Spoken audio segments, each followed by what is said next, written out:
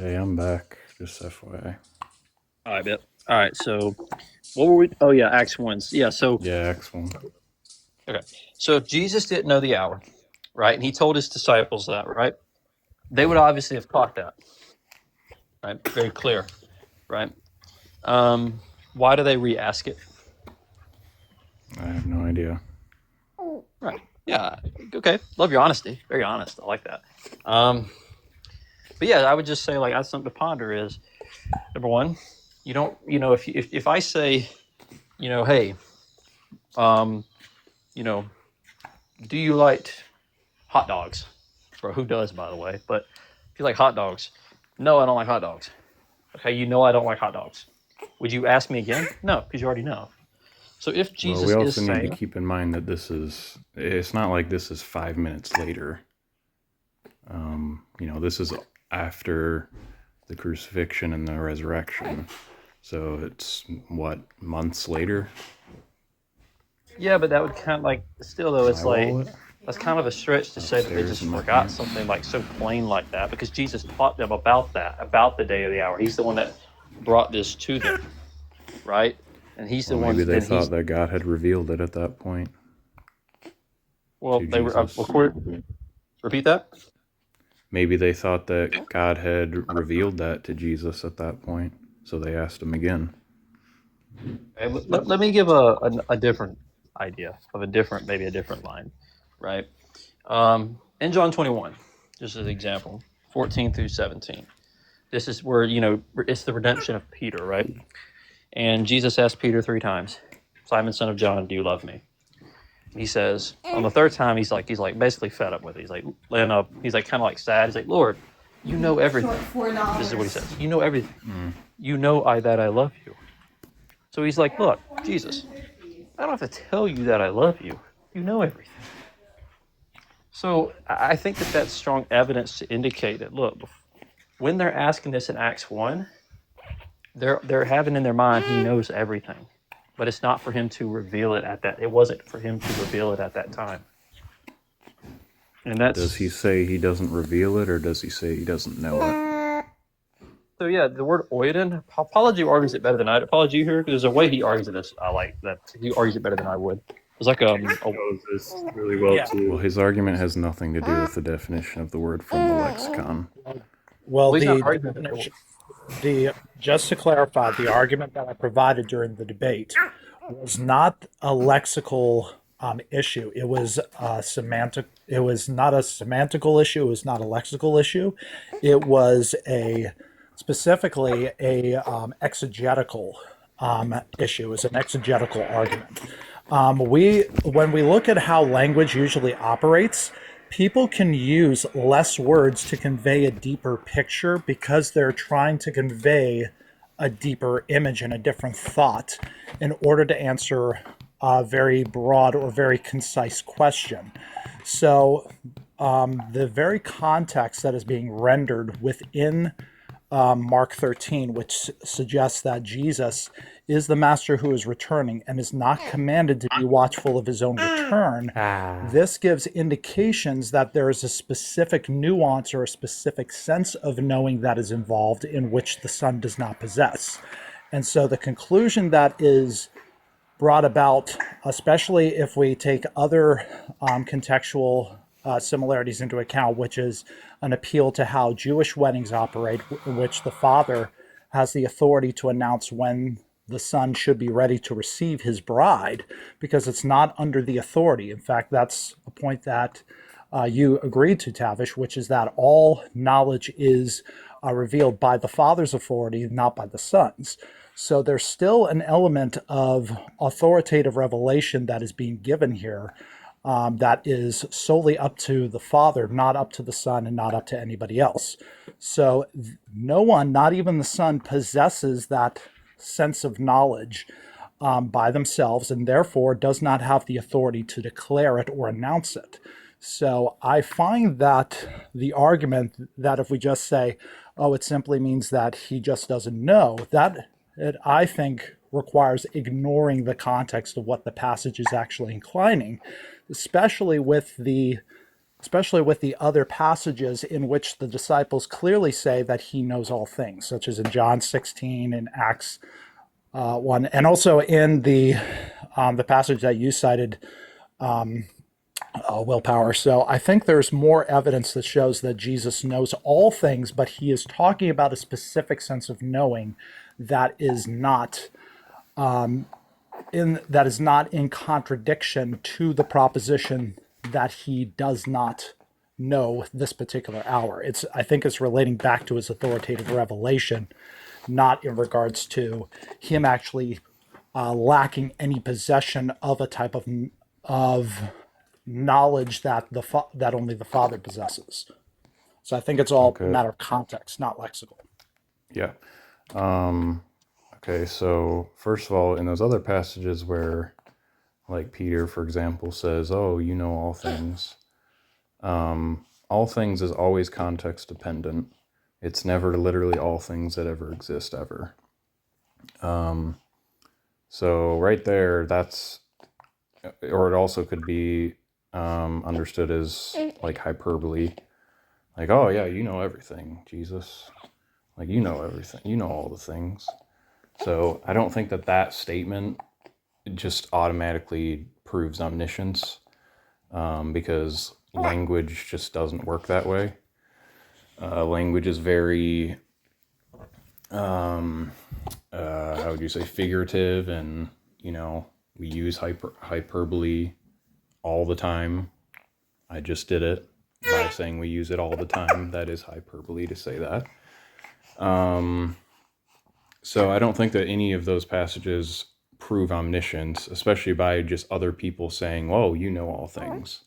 Because first of all, that's not even Jesus claiming it. Secondly, again, it's in the context of what Peter knows. So I don't think that those are good passages to try to prove omniscience. And now in regards to your whole argument about it's a specific type of knowledge, you just can't get that from the context. I understand you go to Acts 1 or whatever, but I don't think that overrides the plain words of Jesus. In the context of Mark and Matthew, he doesn't say anything about, oh, only the Father has the authority to reveal, or anything like that. So you can't just superimpose that other context in Acts over Mark and Matthew. Well, if we just to And just if I also, can again, the word "to know" has nothing to do with declaring, or as Praise I Am says, oh, it's declarative knowledge, which I don't know what that even means. Like, how are there different types of knowledge? What is declarative knowledge? Well, that would be a specific. Again, that would actually grab my point, because if we're going back to translators do not translate everything word for word, because if you do that, then you actually lose meaning in regards to what the context actually is. You're correct that the lexicons, they do cite those particular definitions based on what is revealed within line with the context, because this is the particular definition or usage that is being used. But the problem is that even according to linguists, when you try to translate everything literally word for word, then you're no longer translating the underlying meaning of the messages or the passages that go about. So this is why in one of your videos in response to me where you said that I cited the lexical summary of the KJV, the reason why I cited it was it was misunderstood as to why I cited that. The reason why I cited that was not because they're going by a redefinition of the word oida. What they're doing is they're actually looking at the context of the passage, and they're rendering unto the statement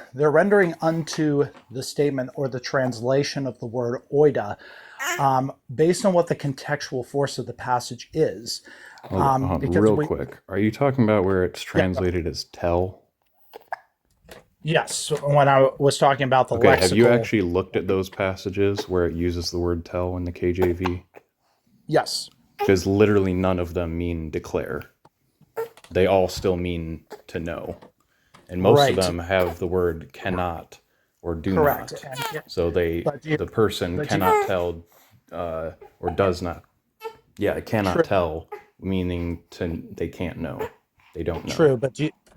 Are you also aware that that usage of using the word to tell as being synonymous with to understand or to comprehend or to know what somebody is saying or to know what something is, to give that type of knowledge? You're aware that that particular usage does not emerge until older, older century English, right? Yeah, I mean, in the context, the word to tell means understand. I can't Right. understand. Right. And that's actually part of the point that I'm raising. The translators of the KJV, they're not literally trying to translate everything word for word. What they're trying to do is they're trying to translate meaning. So the summary that they include for the word tell encompasses a particular range of meanings that encompasses both declarative knowledge and possessive knowledge. Because tell not only means, literally in the Old English, to understand, it also means to announce or to declare or to tell someone a particular piece of information. Okay, what So is the difference between declarative knowledge and possessive knowledge?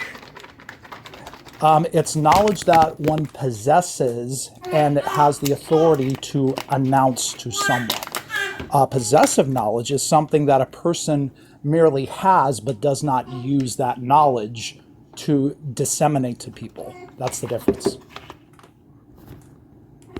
Is that anywhere in the definition of the word, or is that just something that you made up? Again, my argument is not lexical. My argument is based on contextual and translation, because translators of the language are translating meaning, not just the words themselves. So the reason why I'm citing the KJV is because they're looking at this through the lens of not only possessing something, but also having the authority to announce it. Because remember, in the context of remember during the debate, you did concede that them having, whether or not the Son possesses that knowledge, or whether or not the disciples or the angels or anything else in creation possesses that knowledge, it is solely up to whether or not the Father has the authority to share that information. So if Jesus is still repeatedly calling back to the Father's authority to give that information, then it stands to reason that the KJV is translating it in light of those other passages. That's what my Okay, but the argument is. KJV does not translate it in that passage as tell or to know in a declarative sense or anything like that. And It again, the uses the only word. times it uses Does the it use word the word tell, tell? not Does it in use the that word tell? context, not in Mark Does it use? 13.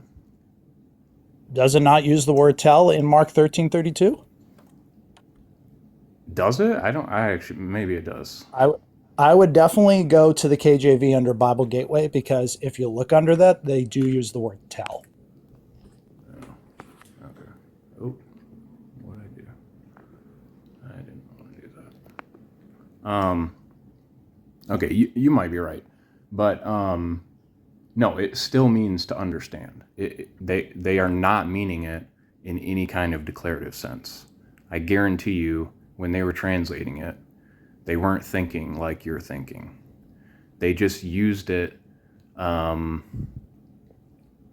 if you look at every other passage where they use the word tell to translate the word to know, oida, it's in the sense of cannot understand, cannot know. It always has Okay. a negative with it. So I they don't think I that the word means to tell as in like I'm telling you a statement, a fact. They're using it, and that's why no other translation ever even translates it as tell. Well, there's a few that there's like okay. I found one or two that also use tell, but every other translation just uses know to know. Right. But here's my question. If the KJV, which is one of the first translations, I believe, if that's correct, That and doesn't make it Willpower, any you can better. correct me well, here's my point. Why would they even use the word to tell, which can literally mean both to tell or disseminate information and to understand, if the context is only invoking a possessive type of knowledge? Why would they use that I don't word? know, but if they because it okay. I mean, I don't know why they use the word tell. They could have just used the word to know or understand. That would have been much clearer. I agree with that, Hmm. but just because they use that word tell doesn't mean that in the back of their minds they were thinking declarative knowledge. They just Well, used that common verbiage of the day in order to communicate what the Greek means, which is why every other single translation and translators don't use the word tell because it is confusing. That's why they translate it as to know, because that's what the I word understand that, means. but I understand that, but here's the point. The point is that puts us in a bit of a dilemma. If one of those first translations provides that word, and we don't have necessarily the reason as to why they would have used it, other than to invoke that because the other translations translate the word oida to know in that particular context, then this would be problematic, because I would agree with you that if we're redefining the word oida as to tell, then that would invoke an issue in regards to the fact that the disciples, they don't have that authority to tell the hour, but they may possibly possess it. So that would invoke probably a changing of the context. So I would agree with that. But the issue is, why would the first usage of a translation to English would include this particular verse? If we're include this particular verse to provide that translation, if we look at the context specifically, where Jesus is not being told that he is commanded to be watchful of his own return, only the disciples are being watchful of that. Because if we're Well, going to he's say not going to that be on earth waiting for his own return. He's going to be in heaven, and he's just going to go exactly, whenever God tells him. So he doesn't need to be watchful.